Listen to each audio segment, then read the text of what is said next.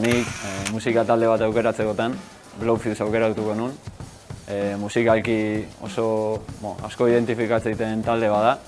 Behaien estetika eta behaien ingurua biltzeuen ingurudan asko gustatzen zait. Eta nik uste nire estiloko talde onena dela. Bueno, hemen bi esango ditut. Lehenik eta ben txikitan gazteago nintzanean asko markatu zin diska bat izan zen Sin oficio ni beneficio taldean Luces y sombras. Diska honetan behaien maketa eta behaien bigarren diska bildu zituen.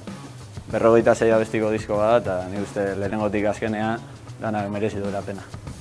Eta gero gaur egunea pixka bat gehiago etortzen, asko gustatu zait azkenen urtetan atea dian diskotatik, Arrotzaken Lurzoru hotzetik diska. Hemen bastante gustatu zait erabakitzia. Egia askotan igual, estilo ezberdinetako kanta asko gustatu izan zaizkitela, baina beti aitzeten bakoitzean oso gustu aitzeten bat, Neil Youngen Old Man kanta da. Eta nik uste hori aukera dukotela, berdin du eguneko zen momentu o parranda baten igualez, baina etxian lasai egon da, oso ze hartzen edo, ondo sartzen zaiten abesti bat. Hemen bastante gustatu zait erabakitzia. Egia ez da gatela hola esaldi gogokoen bat edo, baina nik aukera dut Keision kanta baten esategu, demasiado fácil para un masoka sería el suicidio.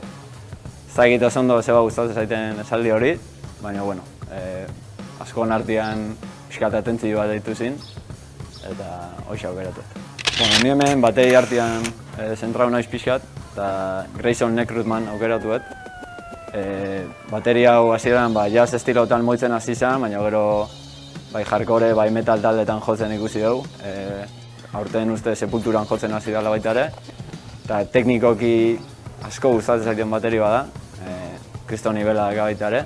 Eta ikusi nun, nik jazza jotzen deskubritu nun, da asko gustatzen zaiten, beha aukeratu behar. Eta gero pixkat etxea tiratzen, anestesia taldeko baterio jasana, Beloki. Zuzenian ikusteko gehien disfrutatueten bateritako bat izan da. Eta hemen inguruan ikuste beha bezalako gutxi daudet. Normalian, zoritxarrez, gaur egun jende gehien guan bezala nik uste, streaming bitartez haizet, musika asko. Gero egia bazkatela maketa batzu, igual talde zaharragoa eta talde txikia dianak eta ez daudena Spotifyen o YouTubeen, da entzuteko modu bakarra, maketan entzuteko dela. Eta bai haitzitu diskotan, baina bestela, dana streamingan. Nik etxea tirata, betire Zumaiko gaztetxean o Zumaian dardara festen oso gustu bat sentitu izan naiz. Baina egia da, Otxandioko gaztetxean, jodedun bakoitzean, nik piloa disfrutatutela, jendeakin kriston feedback auki deula, eta toki bat aukeratu berko ganun Zumaitik kanpoa, Otxandioko gaztetxe izan zen. Egia esan ez da jatola toki referente bat, baina bai esan behar deten naizela asko fijatzen igual alde teknikoan edo sonido ona egongo dan edo. Gehiago interesatzei giro ona egotia, o askotan toki txikitan sortzean ambiente familiar hori bilatzia, nahi esatet.